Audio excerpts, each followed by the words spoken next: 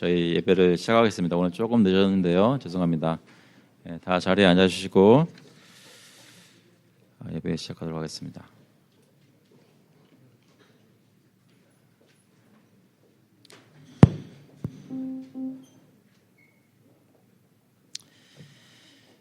시간이 되어서 2023년 5월 28일 주일 메릴랜드 언약장로교회 주일 예배를 시작하도록 하겠습니다. 다 같이 일어나셔서 하나님께 예배드리겠습니다.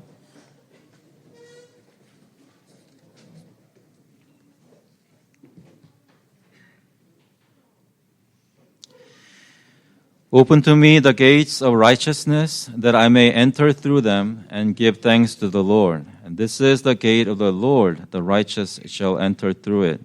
I thank you that you have answered me and have become my salvation. 내게 의의 문들을 열지어다. 내가 그리로 들어가서 여호와께 감사하리로다.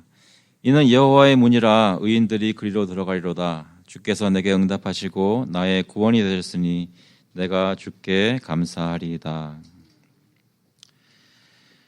하나님 아버지, 죄인이었던 사람들을 의인으로 은혜로 만들어주시고 불러주셔서 주님 앞에 나올 수 있게 하시니 감사합니다. 저희들 주님께 예배드릴 때 마음속에 그리스도의 은혜를 기억하게 하시고 주님의 공로를 의지하여 주님께 담대히 나올 수 있도록 주님 역사하여 주시옵소서. 감사드리면서 예수 그리스도의 이름으로 기도합나이다. 아멘. 다같이 찬송가 46장, 통일 찬송가는 58장입니다. 이날은 주님 정하신 We'll sing hymn number 46. This is a day the Lord hath made together.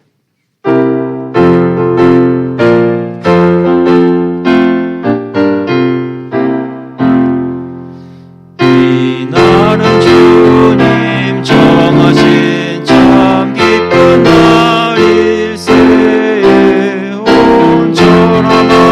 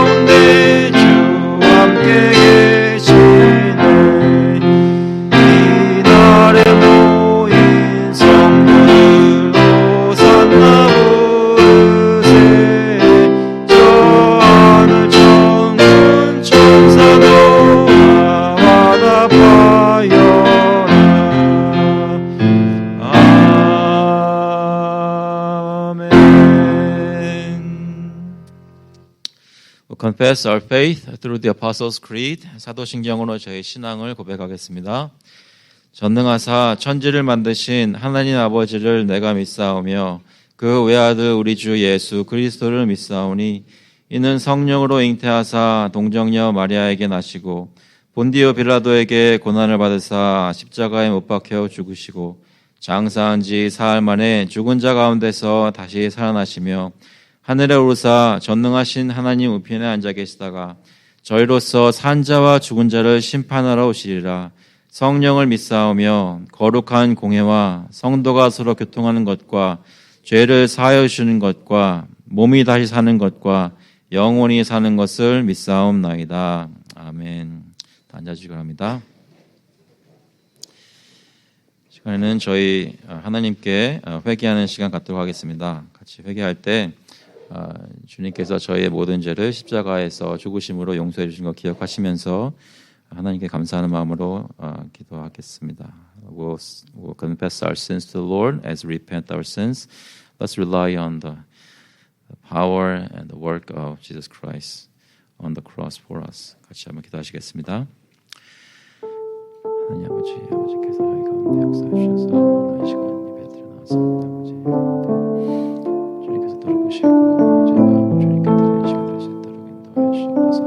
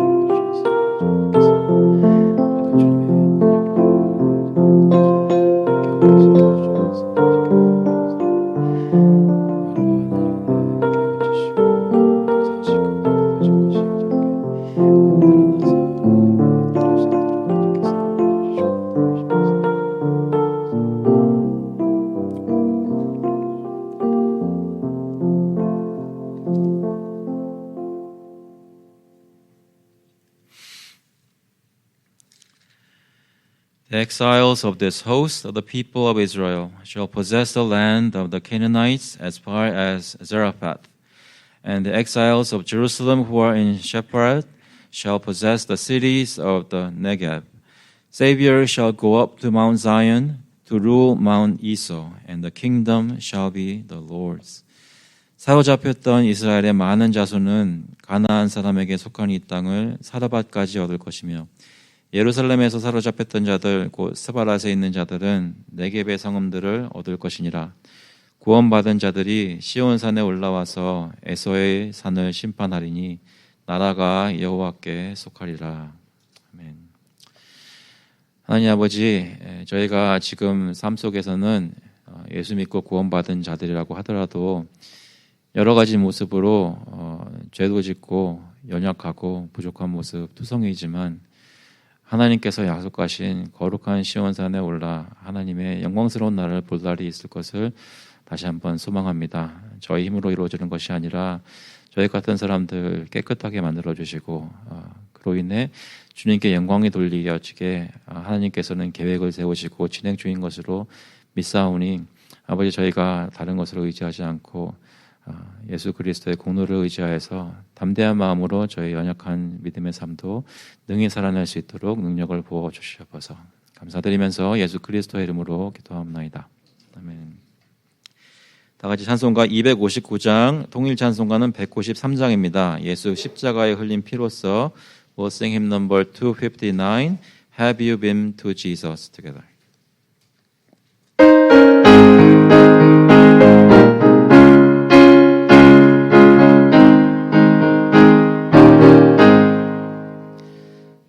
십자가에 흘린 피로써 그대를 지키어 있는가. 더러운 죄이게 하는 능력을 그대는 참으지 않은가. 예수의 보혈로 그대는 지키어 있는가. 마음속에 여러 가지 죄악이 깨끗이 씻기어 있는가. 주 예수와 밤낮으로 늘 함께 그대는 행동을 하는가. 아무 때나 어디서나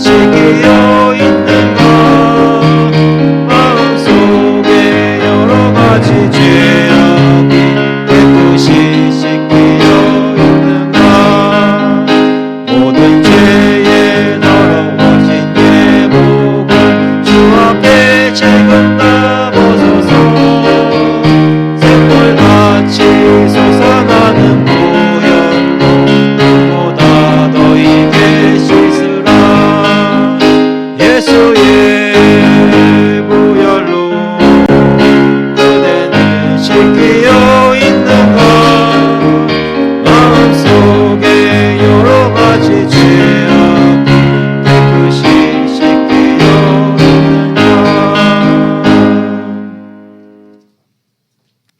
기도하시겠습니다. 하나님 아버지, 저희를 죄에서 씻겨주신 것을 저희가 복음으로 듣고 믿고 하나님 앞에 나와 감사함으로 예배를 드립니다. 저희 눈에 보이지 않는 주님이 가르쳐 주신 복음의 실체가 너무나 강한 것이어서 저희 눈에 보이는 저희 죄악된 모습이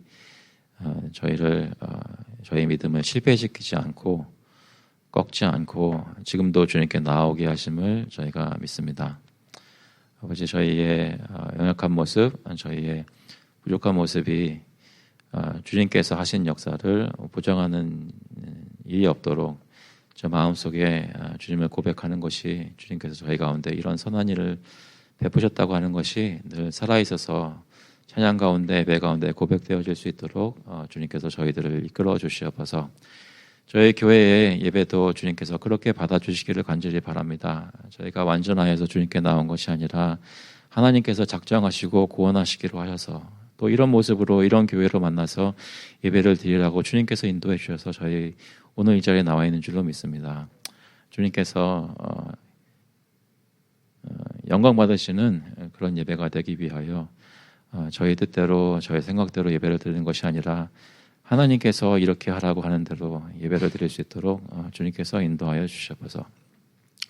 저에게 지혜 주시고 하나님의 뜻이 무엇인지 더욱더 계속 시간 지나면 지날수록 밝히 알아서 하나님께서 기뻐하시는 것이 무엇인지 능히 분별할 수 있는 모든 성도들이 또 모든 직분자들이 될 수 있도록 주님께서 인도하여 주시옵소서. 아버지, 저희 각 가정을 주심을 감사를 드립니다. 가정이 작은 교회라고 하시고 그 가운데 그리스도가 교회를 얼마나 사랑하는지 남편과 아내의 관계를 통해서 보여주시고 교회가 어떻게 그리스도에게 순종하는지 남편과 아내의 관계를 통해서도 보여주시기를 원하시는 주님, 저희가 신앙생활이 매일매일 가정 속에서 나타날 수 있도록 인도하여 주시옵소서. 그리스도의 복음이 각 가정마다 실천되게 하시고 우리의 자녀들이 저희가 교회 다니는 모습을 보면서 위선적인 것을 그것만 보는 것이 아니라 저희의 교회 때 모습하고 가정에서의 모습이 다른 것이 있음에도 불구하고 그런 것보다 더 큰 것이 가정에서 보이는 믿음의 실천이 될 수 있도록 주님께서 인도하여 주시옵소서. 아버지, 저희 살고 있는 이 나라에 또 이 커뮤니티에 주님께서 역사하시기를 간절히 구합니다. 교회가 살아있고 참된 교회라면 정말 빛과 소금의 역할을 하는 교회가 되게 하시고 저희의 기도가 응답되게 하시고 기도의 내용과 대상이 저희 자신들만이 아니라 세계를 향하여 있도록 주님 인도하여 주시옵소서. 저희가 후원하는 선교사님들 또 지원하는 사역들 각 처에서 각자 맡은 바일을 주님을 믿으면서 그 힘으로 할 때에 하나님께서 영광 받으시는 귀한 열매들이 맺어질 수 있도록 주님 인도하여 주시옵소서. 지난주에 이어서 특별히 필라델피아에 있는 보카티오 커리어 프랩스쿨 하이스쿨을 위해서 간절히 기도합니다. 그곳에 주님께서 예비하신 학생들을 보내주시고 교사들을 보내주시고 학부모들을 보내주셔서 그 사역이 힘을 얻고 그 커뮤니티에서 주님께서 맡기신 복음의 사역들을 잘 감당하고 그 변화가 느껴지고 체험되어지는 청소년들이 다시 한번 살아나는 역사가 이너스리에 있도록 복을 내려 주시옵소서. 아버지, 저희 교회 스펜서 선교사님, 카멜 선교사님 말레이시아에서 열심히 사역하고 계신데 사역을 설명 들을 때마다 제 마음속에 뜨거워지게 하시고 어떻게 교회가 참여해야 할지 지혜를 주시고 돈만 보내고 헌금만 보내는 것이 아니라 기도도 같이 하고 마음도 같이 가고 기회가 생긴다면 저희 발로 같이 동참하여서 하나님 함께 손으로 사역하는 기회도 그런 날도 저에게 허락하여 주시옵소서. 아버지, 저희 나라를 위해서 특별히 기도할 때에 또 이 문화를 위해서 기도를 할 때에 좀 불쌍히 보아달라고 계속 기도합니다. 여러 가지 권위도 땅에 떨어지고 교회가 되었든 나라가 되었든 사람들이 이제는 신뢰하지 않는 세상이 많이 경험되어지고 있는데 이럴 때일수록 주님의 백성이 주님을 신뢰하는 모습의 교회와 또 가정과 커뮤니티에 나타나서 참된 권위가 무엇인지, 하나님이 다스리는 것이 무엇인지 교회와 가정들이 보여줄 수 있도록 주님께서 긍휼을 베풀어 주시옵소서. 저희 각 사람에게 일터를 주시니 감사합니다. 그곳에서 무엇든 쓸 것을 공급하시고 매일매일 지켜주시니 감사합니다. 그것 중에 구별하여서 주님께 가지고 나와사오니 주님께서 이 헌금들을 사용하여 주셔서 하나님 뜻대로 하나님의 나라가 세워지는 역사가 이 교회를 통해서 계속될 수 있도록 주님 인도하여 주시옵소서. 감사드리면서 예수 그리스도의 이름으로 기도합나이다. 아멘. 주시는 말씀은 마태복음 14장 1절부터 12절까지 말씀입니다. Today's word comes from the Gospel of Matthew, chapter 14, 1 through 12. 마태복음 14장 1절부터 12절. 먼저 영어로 읽고 한국말로 읽겠습니다.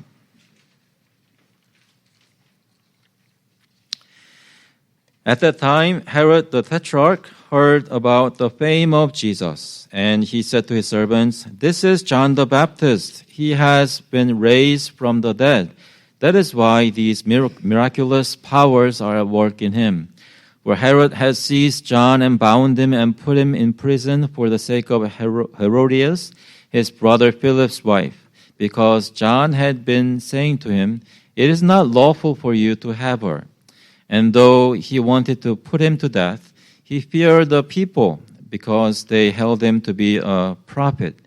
But when Herod's birthday came, the daughter of Herodias danced before the company and pleased Herod, so that he promised with an oath to give her whatever she might ask.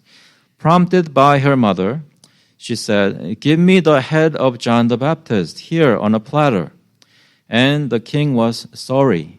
But because of his oaths and his guests, he commanded it to be given. He sent and had John beheaded in the prison, and his head was brought on a platter and given to the girl, and she brought it to her mother. And his disciples came and took the body and buried it, and they went and told Jesus. 그때 분봉왕 헤롯이 예수의 소문을 듣고 그 신하들에게 이르되, 이는 세례 요한이라 그가 죽은 자 가운데서 살아났으니 그러므로 이런 능력이 그 속에서 역사하는도다 하더라.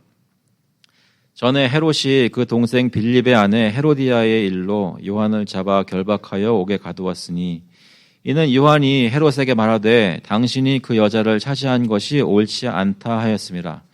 헤롯이 요한을 죽이려 하되 무리가 그를 선지자로 여김으로 그들을 두려워하더니 마침 헤롯의 생일이 되어 헤로디아의 딸이 연석 가운데서 춤을 추어 헤롯을 기쁘게 하니 헤롯이 맹세로 그에게 무엇이든지 달라는 대로 주겠다고 약속하거늘 그가 제 어머니의 시킴을 듣고 이르되 세례 요한의 머리를 소반에 얹어 여기서 내게 주소서 하니 왕이 근심하나 자기가 맹세한 것과 그 함께 앉은 사람들 때문에 주라 명하고 사람을 보내어 옥에서 요한의 목을 베어 그 머리를 소반에 얹어서 그 소녀에게 주니 그가 자기 어머니에게로 가져가니라. 요한의 제자들이 와서 시체를 가져다가 장사하고 가서 예수께 아뢰니라. 아멘. 좀 기도하시겠습니다. 하나님 아버지, 주님께서 이 시간 역사해 주셔서 성령이 저희를 하여금 깨닫게 하시는 그런 귀한 시간 되게 인도하여 주시옵소서. 감사드리면서 예수 그리스도의 이름으로 기도합나이다. 아멘. 오늘 말씀의 제목은 헤롯의 근심입니다. 하지만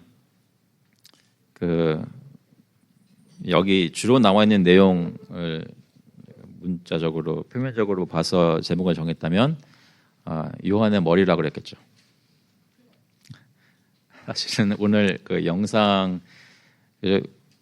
인터넷에 유튜브의 영상들 좀 보시나요? 설교 영상이나 예배 영상 보시면 그 썸네일이 있어요. 저희 교우님께서 늘 만들어 주시는데 옵션이 이번에는 있었어요. 옵션이 보통 파란색 바탕이 있는 거 하나하고 좀 빨간색, 파란색이 있었거든요.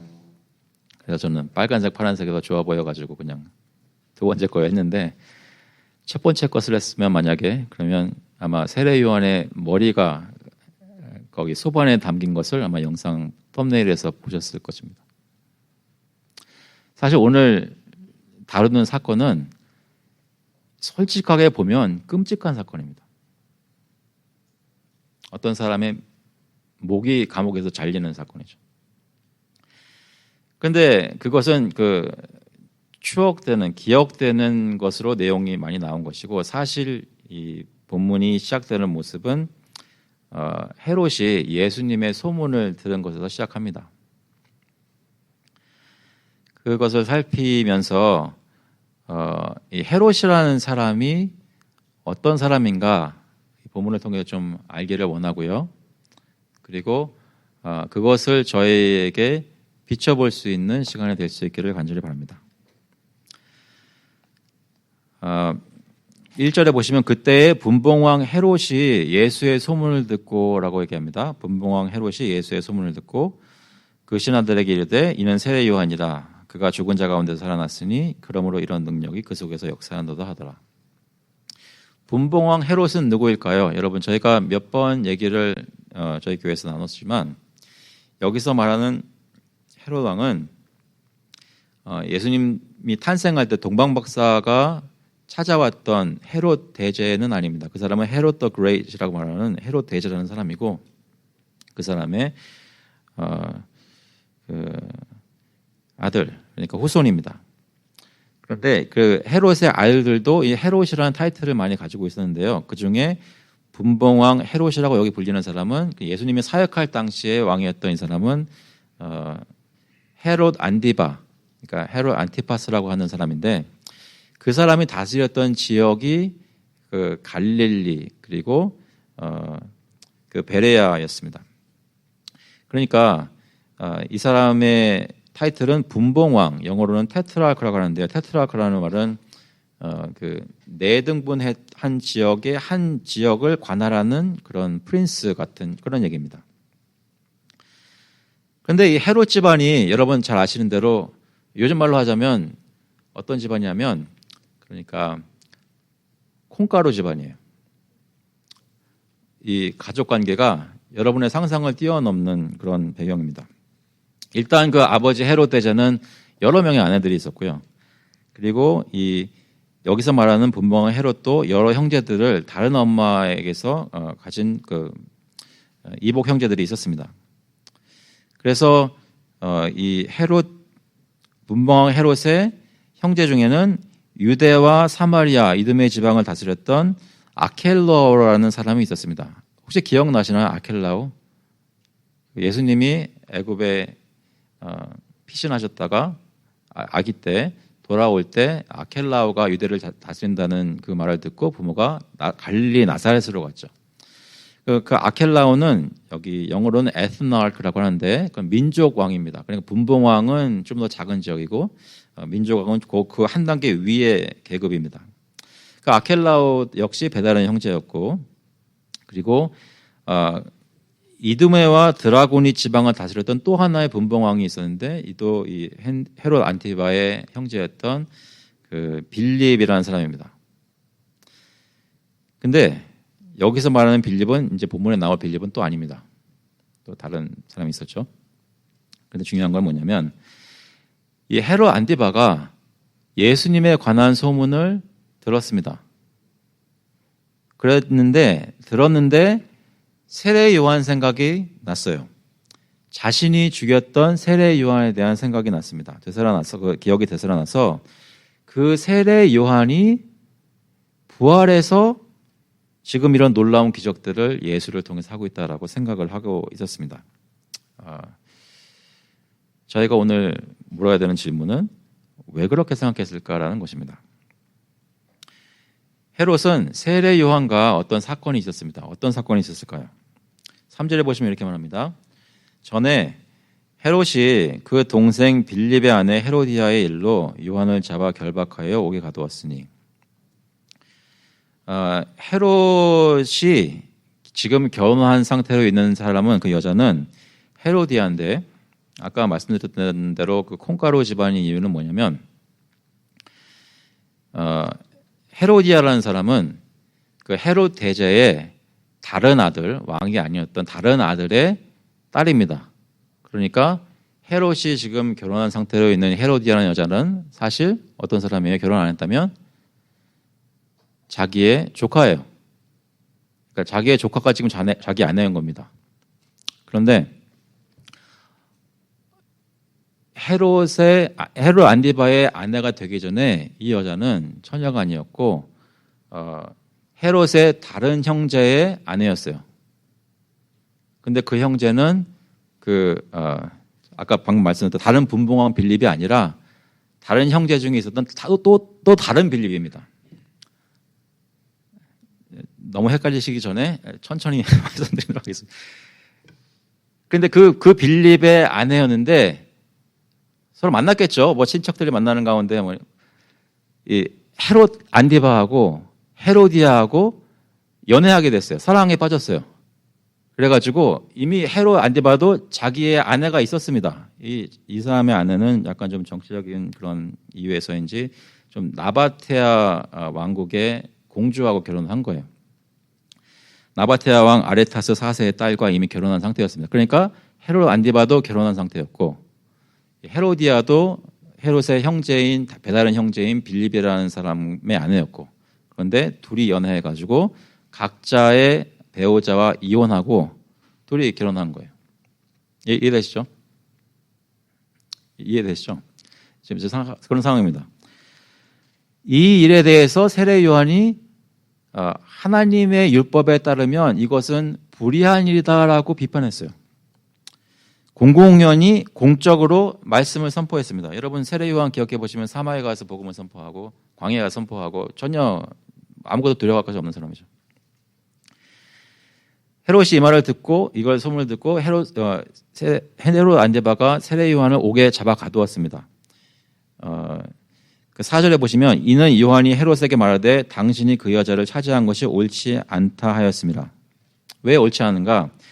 헤롯이 헤로디아와 결혼한 일은 형제가 살아있는데 형제가 죽었을 때는 그 형수를 결혼해서 대를 이어야 되는 책임이 율법에서 오히려 얘기를 하지만 형제가 살아있는데 그의 아내를 빼앗은 것이랑 마찬가지거든요. 레위기 18장 16절에 보시면 너는 내 형제의 아내의 하체를 범하지 말라. 이는 내 형제의 하체니라. 레위기 20장 21절에 보시면 누구든지 그의 형제의 아내를 데리고 살면 더러운 일이라. 그가 그의 형제의 하체를 범함이니 그들에게 자식이 없습니다. 그러니까 모세율법에 보면 분명히 정죄하는 내용입니다. 그런데 그것에 대해서 헤롯이 무시하고 아내를 차지했는데 뺏어서 자기 아내를 만들었는데 그것을 왕이 하는 일이니까 다 쉬쉬하고 조용히 하던 가운데 유독 세례 요한이 나서서 비판한 것이 그건 잘못된 일이라고. 그래서 헤롯은 요한을 잡아가둘 수밖에 없었고 그래서 어떻게 하려고 했냐면 5절에 보시면 이렇게 말합니다. 헤롯이 요한을 죽이려 하되 무리가 그를 선지자로 여김으로 그들을 두려워하더니 처음에는 자신의 죄를 이렇게 공공연하게 비판한 요한을 죽이려고 했지만 그렇게 할 수 없었던 이유는 무엇인가? 갑자기 세례 요한이 마음의 양심의 가책을 느껴서 하나님의 사람을 함부로 죽이면 안 되지라고 생각했던 것일까요? 만약에 그것이 순전한 동기였다면 생각이었다면 세례 요한을 풀어주는 게 맞습니다. 그런데 그렇게 하지는 않았습니다. 여기서 오늘 성경 본문 5절에서 얘기하는 것은 헤롯이 요한을 죽이려 하되 무리가 그를 선지자로 여김으로 그들을 두려워했더니 그러니까 헤롯이 세례 요한을 죽이지 않은 이유는 마음속의 가책보다는 사람이 두려워서 죽이지 않는 것입니다. 그 마음에서는 욕심상으로는 죽이고 싶었어요. 그런데 사람이 두려워서 무리들이 다 세례 요한은 하나님의 선지자라고 믿고 있기 때문에 함부로 그를 죽였다가는 폭동이 날 수도 있고 사람들 앞에 다스리는 사람들 앞에 설 수가 없거든요. 그래서 죽이지 않았습니다. 그래서 지금 세례 요한이 그런 헤롯의 죄를 드러내어 정죄하는데 잡혀가지고 옥에 갇혔는데 어떻게 하지도 못하고 옥에만 갇혀 있는 그런 어정쩡한 상황이 된 상황입니다. 이때 이 사건이 일어나는 거죠. 여기 6절에 보시면 이런 말이 있습니다. 마침 헤롯의 생일이 되어 헤로디아의 딸이 연석 가운데서 춤을 추어 헤롯을 기쁘게 하니. 참고로 유대인의 관습에는 원래 생일을 축하하는 것이 없었다고 합니다. 그 당시에 태어났으면 생일 잔치가 없었겠죠. 그런데 이 생일을 크게 여기고 빅딜로 해가지고 잔치를 하는 것은 헬라의 문화라고 해요. 근데 헤롯이라는 사람은 유대인들을 다스리는 그런 왕이었지만 그 헬라의 또 로마의 그런 문화에 더 가까운 사람이었기 때문에 잔치를 크게 했습니다. 많은 사람들이 모였죠. 그런데 그때 헤로디아의 딸이 나타납니다. 헤로디아의 딸의 이름이 혹시 무엇인지 들어보신 분 계신가요? 아마 익숙하실 수도 있습니다. 살로메라는 사람입니다. 살로메라는 여자아이인데, 그런데 남자들이 술 마시면서 흥청망청 파티 그런 자리에 그 왕의 딸이 나타나서 춤을 췄습니다. 춤을 췄는데 춤을 추어 헤롯을 기쁘게 하니 했어요. 아이들도 있는 자리에서 말하기가 좀 어색할 수 있지만 원색적으로 말씀드리자면 술 마시고 흥청망청 남자들이 뭐라 그래요? 이렇게 술집에 가서 방 잡아놓고 막 난장판을 벌이고 있는데 거기 여자가 와서 춤췄는데 남자들이 기뻐했어요. 어떤 춤을 췄겠어요? 상상이 되시나요? 그러니까 왕의 딸이 와서 그렇게 했던 것입니다. 그래서 헤롯이 기분이 좋았어요. 헤롯이 왜 기분이 좋았어요? 원래 그런 걸 좋아하는 남자예요. 자기 아내를 이혼하고 자기 눈에 좋아 보이는 여자와 결혼하기 위해 하나님의 율법을 버리는, 그러니까 자신의 정욕이 더 중요한 사람입니다. 그 앞에 자기의 의붓 딸이, 자기 딸은 아니죠. 그러니까 헤로디아가 먼저 남편 빌립과 사이에서 낳은 딸인데 그 딸이 와서 그런 춤을 추니까 기분이 좋았어요. 그래서 어떻게 해요? 남자들이 기분 좋으면 하는 거 있죠. 허세를 부릅니다. 뭐든지 네가 원하는 건 다 줄게. 다른 마가복음 이런 데 보면 나라의 절반이라도 줄게. 이런 맹세를 해요. 사람들 다 앉아있는데. 7절에 보시면 헤롯이 맹세로 그에게 무엇이든 달라는 대로 주겠다고 약속하거늘 그가 제 어머니의 시킴을 듣고 이르되 세례 요한의 머리를 소반에 얹어 여기서 내게 주소서. 이 여자아이가 이 연석자리에 나타난 것도 기록은 되어 있지 않지만 이 헤로디아가 꾸민 일이 아닌가 의심하게 할 만큼 지금 헤로디아의 숨결이 이 여자아이의 행동에 나타나 있습니다. 그러니까 내 아버지가 기분 좋을 때 가서 이런 춤을 춰가지고 이런 약속을 받아내면 그러면 이런 것을 요구해라라고 원했던 게 있어요. 헤로디아는 생각해 보세요. 헤롯은 세례 요한이 자기를 정죄하는 것에 대해서 기분 나빠하고 감옥에 가뒀지만 사람들이 무서워서 죽이지를 못했습니다. 헤로디아는 자기네 정록대로 남편 이혼하고 이 남자와 결혼했는데 사람들이 뭐라 그러는지 전혀 상관 안 했어요. 잡아 가뒀을 뿐만 아니라 죽여야 된다고 생각을 했어요, 이 여자는. 그래가지고 이런 일을 꾸민 겁니다. 어머니의 시킴을 듣고 이르되 세례 요한의 머리를 소반에 얹어 여기서 내게 주소서. 그러니까 세례 요한을 죽이려고 한 사람은 헤로디아인 것입니다. 그리고 사실 그 뒤에는 헤롯이 있었어요. 헤롯은 요한을 죽이고 싶었으나 사람들을 무서워했지만 헤로디아는 요한을 죽이려 했고 사람들의 비판을 두려워하지도 않았습니다. 이때 9절에 보시면 이렇게 말합니다.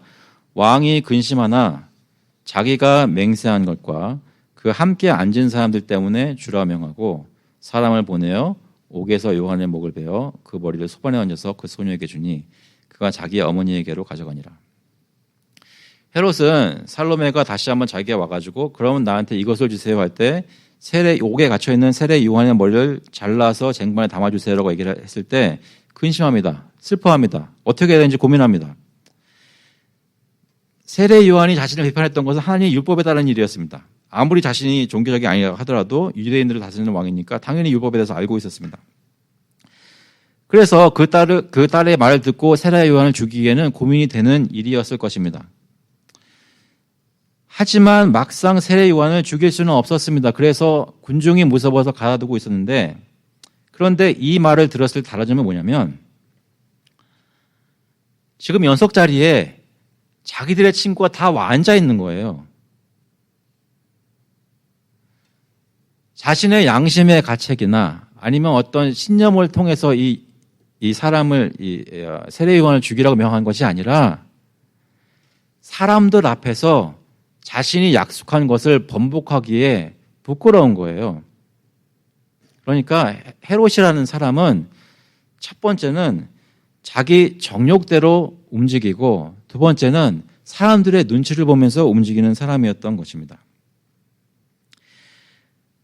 만일 헤롯이 헤로디아가 원하는 대로 또 살로메가 원하는 대로 요한을 죽이지 않으면 당장 눈앞에 있는 친구들 앞에 체면이 서지 않는 일이었습니다. 그래서 그는 옥에서 요한을 죽여 머리를 가져오라고 명하고 그 잘 나온 머리를 살로메에게 주었습니다. 그녀는 그 머리를 어머니 헤로디아에게 가져다 주었습니다. 상상하실 수 있으시겠어요? 이 젊은 여자아이가 이상한 춤을 춰서 남자들 흥을 돋구고 그 대가로 선지자의 머리를 받아서 쟁반에 들고 엄마한테 갑니다. 이것이 본문이 지금 얘기하는 내용입니다. 어떻게 이런 일이 있을 수 있나? 어떻게 하나님의 백성인 유대인들을 다스리는 왕궁에서 이런 일들이 있을 수 있나를 살피는 게 오늘 왜 이것이 그 설교의 내용인데요. 이것을 가능케 한 것은 순전히 헤롯이 어떤 사람이었느냐에 달려 있습니다.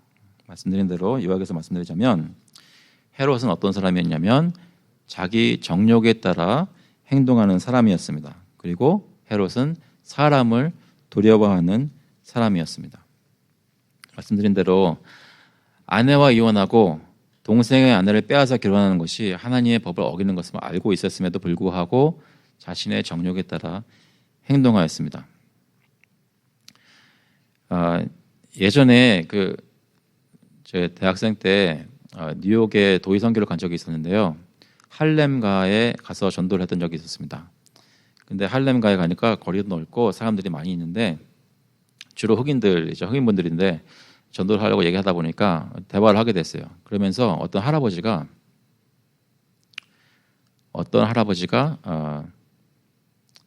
우리가 교회에서 나온 사람인 걸 알고 막 이제 얘기를 하는 거예요. 그러면서 옆에 저기 서 있는 저 사람 내 친구인데 이 사람이 그동안 평생 동안 어떻게 살았는지 아냐고. 이 사람은 자기 정욕대로 살았던 사람이라고 얘기를 하더라고요. 우리 모두가 다 그 죄성이 있고 욕심대로 살기는 합니다. 그런데 특히 어떤 사람들은 특히 성적인 정욕, 그런 또 다른 여러 가지 다른 욕심에 따라서 삶을 특별하게 사는 분들이 있습니다. 근데 헤롯은 그랬던 사람인 것입니다. 자기 욕심에 따라 아내도 버리고 남의 여자와 결혼을 했습니다. 그런데 아까 말씀드린 대로 그 정욕을 따라 사는 것 못지않게 이 사람은 사람들의 눈치를 보고 사람들을 두려워했던 사람이었어요.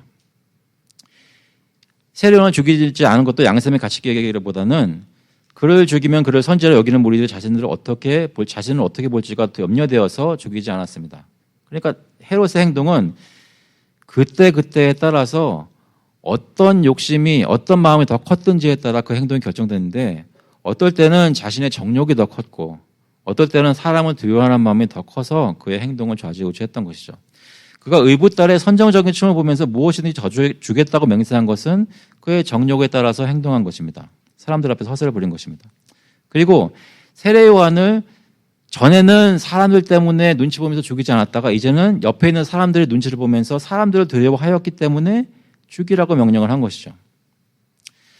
헤롯은 평생 자신의 정욕과 사람들의 눈치에 이 두 가지 사이에서 왔다 갔다 하면서 고민했던 사람이었습니다.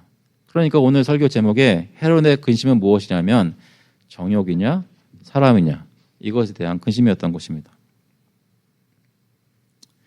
근데 한 가지 기억해야 되는 것은 물어봐야 되는 질문은 뭐냐면 그 고민 중에 하나님의 율법에 대한 하나님의 법도에 대한 고민은 1도 없었다는 것이죠. 내 욕심을 따라 살지 사람들이 원하는 대로 따라 살지 그거에 대해서 고민을 많이 했는데 정작 하나님의 백성인 유대인들을 다스리는 왕으로서 하나님에 대한 생각은 전혀 없었던 것입니다. 하나님의 말씀을 선포하고 그것에 따라 자신을 정죄하였던 세례 요한을 체포하고 옥에 가두고 죽이는 것을 보류하고 결국은 죽이게 되는 그 모든 일에 하나님을 기쁘시게 하려는 생각은, 그런 마음은 전혀 없었습니다. 자신의 행동을 하나님의 말씀에 비추어 결정하지 않았습니다. 그러니까 결론적으로 헤롯이라는 사람은 하나님보다 사람을 더 두려워했던 것입니다. 그랬던 그가 예수님의 소문을 들었습니다. 능력의 말씀을 전하고 놀라운 기적을 행하는 예수님의 소문을 듣고 이 사람이 어떻게 생각했냐면, 그 자신이 죽였던 세례 요한이 부활해서 이런 기적들을 행한다는 생각을 가지게 되었습니다. 왜 그렇게 생각하였을까요? 그것에 대한 답은 겉으로 보기에는 자기 욕심하고 사람들 염려하는 마음하고 이것만 생각하고 하나님의 법에 대해서는 전혀 생각 안 하지 않았던 것처럼 보였던 헤롯도 하나님의 형상으로 지어진 사람이기 때문에 그 속에 하나님이 주신 무엇이 옳고 그른 것인지에 대한 마음이 있어서 양심의 가책을 받고 세례 요한에 이어서 예수님이라는 분이 일어나서 하나님의 능력적인 말씀을 전하고 기적을 행할 때 마음에 하나님을 두려워하는 마음이 불쑥 나타난 겁니다. 사람의 정욕 때문에 예수님을 두려워한 것도 아니고, 자신의 정욕 때문에 예수님을 두려워한 것도 아니고, 사람이 무서워서 예수님을 두려워한 것도 아니라, 헤롯이라는 사람이 예수의 소문을 들었을 때 그 마음속에 갑자기 놀라가지고 두려워하게 된 이유는 온전히 그가 하나님의 형상으로 지음받은 사람이었기 때문이라는 것입니다. 무슨 말이에요? 헤롯뿐만 아니라 모든 사람은 믿지 않는 사람이라고 하더라도, 헤롯처럼 악독한 사람이라고 하더라도 마음속에 하나님이 누구신지 사실은 알고 있다는 것입니다. 로마서 1장 18절에 보시면 하나님의 진노가 불의로 진리를 막는 사람들의 모든 경건하지 않음과 불의에 대하여 하늘로부터 나타나니 이는 하나님을 알만한 것이 그들 속에 보임이라. 하나님께서 이를 그들에게 보이셨느니라. 여러분이 예수님에 대해서 지금 현재 어떻게 생각하시는지 제가 다 알지는 못합니다. 하지만 제가 여러분의 얼굴을 보면서 사람의 얼굴이라고 판명되는 즉시 제가 확신할 수 있는 것은 여러분 마음속에 어떤 마음으로 어떤 삶을 사시든지 간에 지금 현재 마음속에 하나님이 누구라는 것에 대해서 하나님이 주신 지식이 있다는 거예요. 여기서 말하는 하나님은 그냥 추상적으로 누군가 조물주가 있었겠지 그런 지식이 아니라 성경에서 말하는 하나님이 참 하나님이라는 그런 인증샷을 여러분은 마음속에서 태어날 때부터 가지고 태어났다는 것입니다. 아무리 악독한 헤롯이라도 참 하나님이 보내신 예수님이 오셔서 이런 사역을 한다는 소식을 들었을 때 마음속에 두려움이 찾아왔습니다. 자신이 한 짓이 있기 때문에. 왜요? 평생을 하나님의 율법을 상관하지 않고 살았지만 이 얘기를 들으니까 겁이 덜컥 난 거예요. 하나님의 피조물이기 때문에. 하지만 헤롯은 그동안 하나님을 섬기고 따르지 않고 그 죄악된 마음의 정욕대로 행동하였습니다. 이것에 대해서 로마서에서 또다시 얘기합니다. 로마서 1장 21절에 보시면 하나님을 알되 하나님을 영화롭게도 아니하며 감사하지도 아니하고 오히려 그 생각이 허망하여지며 미련한 마음이 어두워졌나니. 그러니까 헤롯은 그 마음속에 분명히 하나님 아는 지식이 있었음에도 불구하고 자신의 죄성을 통해서 정욕을 통해서 그것을 누르든지 사람들을 두려워하는 마음으로 그것을 누르든지 하나님을 따르는 것을 계속 억제하면서 살았다는 것입니다. 그래서 결국 하나님 말씀에 귀를 기울이지 않고 세례 요한을 어린아이의 청을 따라 죽이는 데까지 갔던 것입니다. 그런 사람이 예수님의 소식을 듣고 자신의 죄가 생각났을 것입니다. 죄책감이라는 것이 마음속에 경험되었을 것입니다.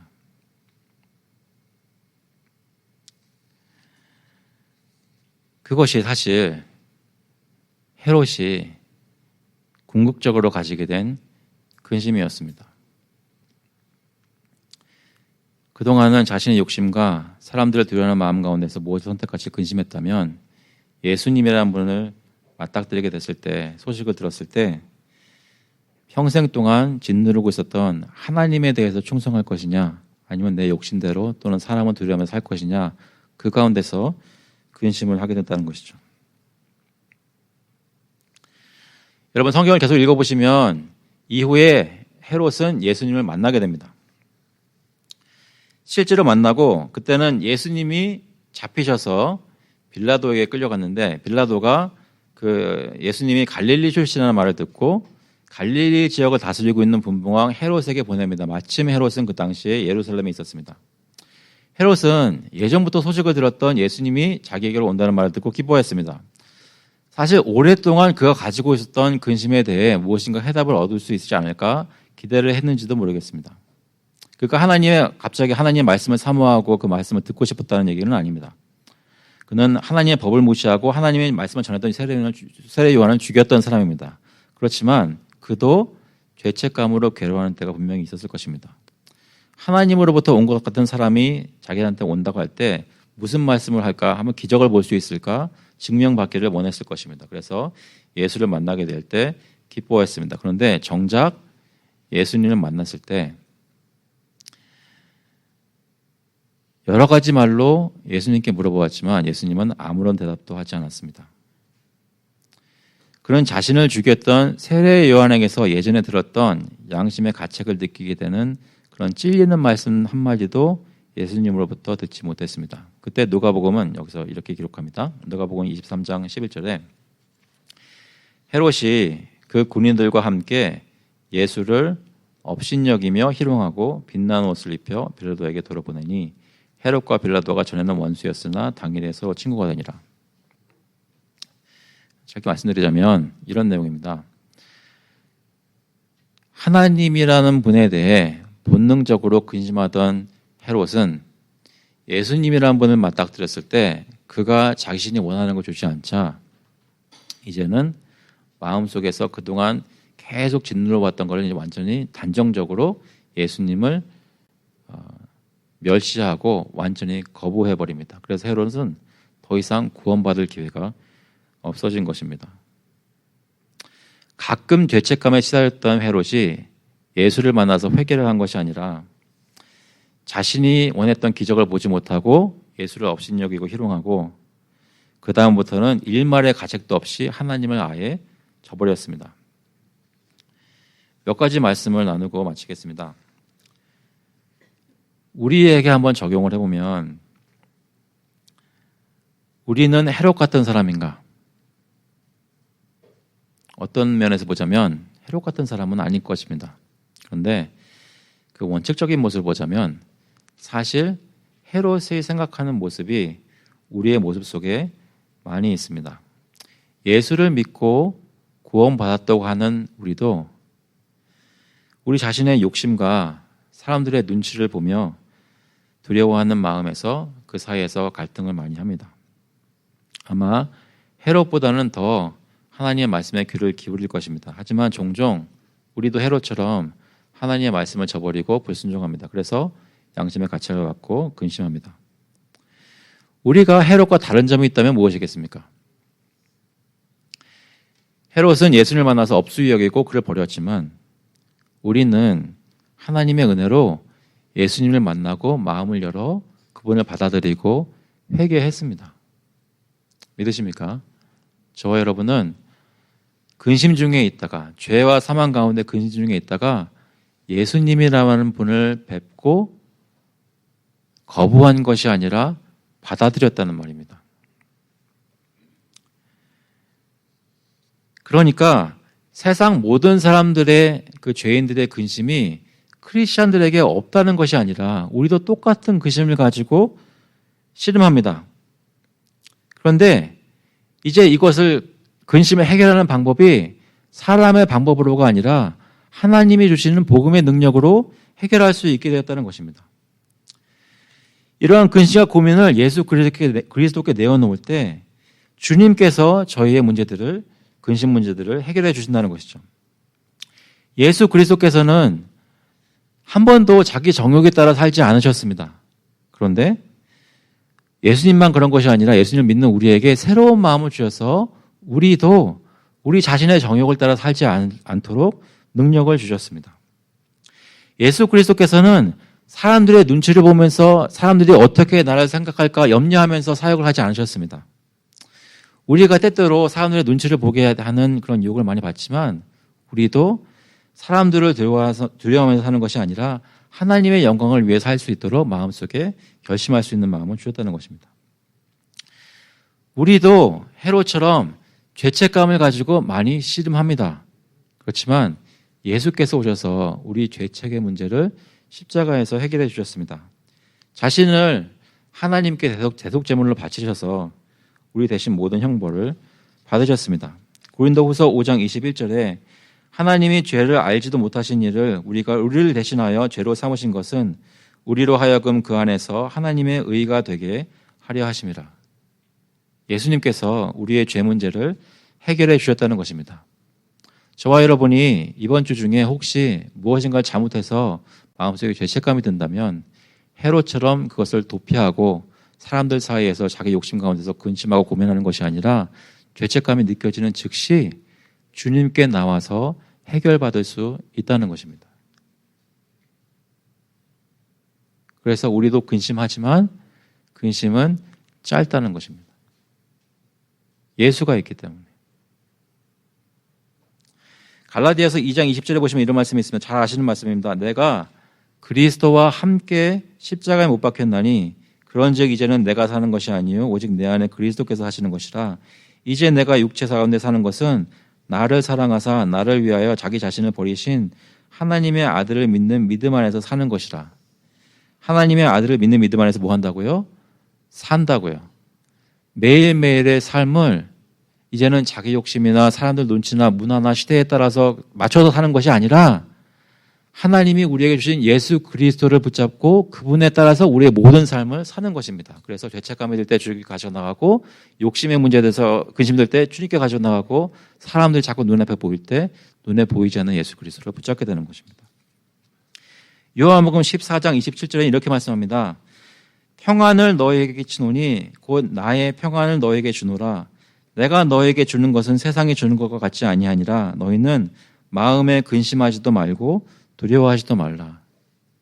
예수 믿는다고 근심이 없는 것이 아닙니다. 이번 주 중에 무엇인가 염려하지 않으셨습니까? 살짝 오시면 염려하셨던 걸로 간주하겠습니다. 염려하셨을 것입니다. 가정에 대해서 염려하셨습니까? 여러분 개인의 모습에 대해서 염려하셨습니까? 교회에 대해서는 근심 안 하셨나요? 예수님은 우리에게 평안을 주신다고 하셨습니다. 그 평안은 사람에게 달려있는 것도 아니고 내 마음속에 있는 정욕에 달려있는 것도 아니라 예수 그리스도께서 주신 평안입니다. 세상이 주는 것이 아니라 내가 스스로 만들어낼 수 있는 것이 아니라 그리스도께서 내 마음에 주신 평안입니다. 그래서 마음에 근심하지 않을 수 있는 것입니다. 사람을 두려워하지 않을 수 있는 것입니다.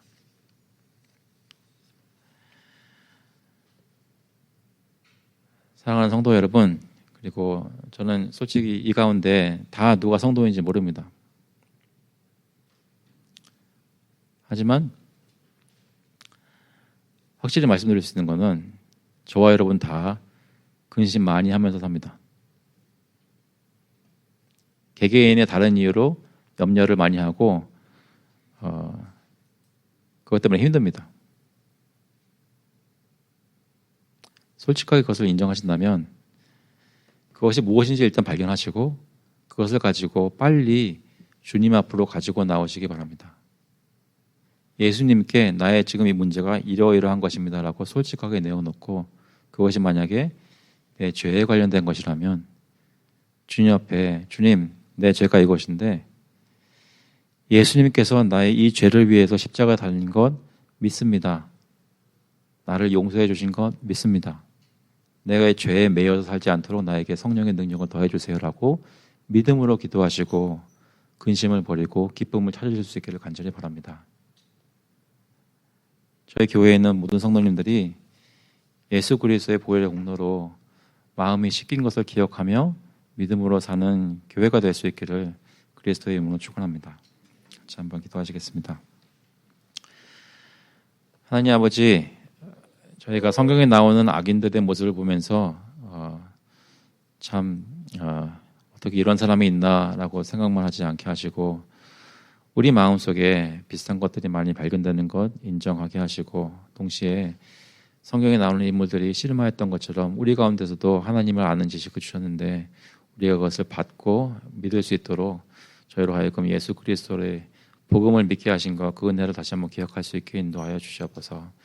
사람들이 저희에게 시키고 유혹하고 힘들게 하는 것 많을 때도 있고 사람들은 가만히 있는데 내 고집이나 욕심이 내 삶을 힘들게 하는 것도 참 많이 있지만 저희는 눈에 보이는 그런 것들 때문에 저의 시간을 허비하는 것이 아니라 하나님께서 우리에게 주신 구주 예수를 마음속에 붙잡고 주님 안에서 평안을 누리며 살 수 있도록 성령께서 은혜를 더하여 주시옵소서. 감사드리면서 예수 그리스도의 이름으로 기도합나이다. 아멘. 다 같이 일어나셔서 찬송가 413장, 통일 찬송가는 470장입니다. 내 평생에 가는 길. We'll sing hymn number 413, When peace like a river attendeth my way together.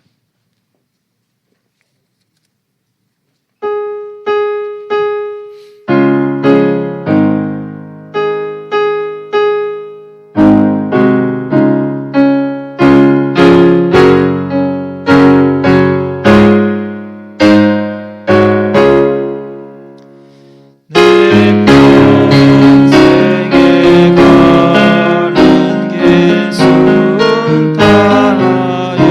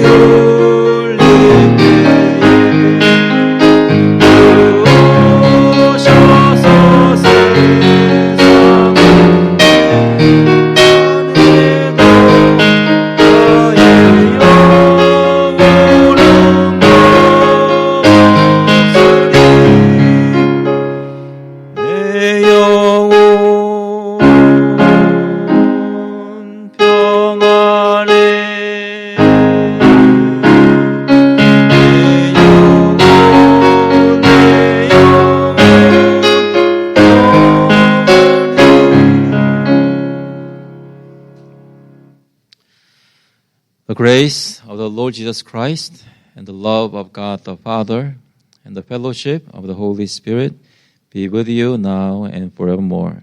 이제는 주 예수 그리스도의 은혜와 하나님 아버지의 사랑하심과 성령님의 위로하시고 그리스도 안에서 힘주심이 예수님을 바라보고 자신의 죄성이나 사람을 드려고하는 것이 아니라 그리스도께서 베푸신 용서하시고 백성만 되시는 은혜를 의지하여 오늘도 평안을 누리기를 마음속에 간절히 소망하는 모든 교우들과 그 자녀들 머리 위에 이제로부터 영원토록 함께 있을지어다.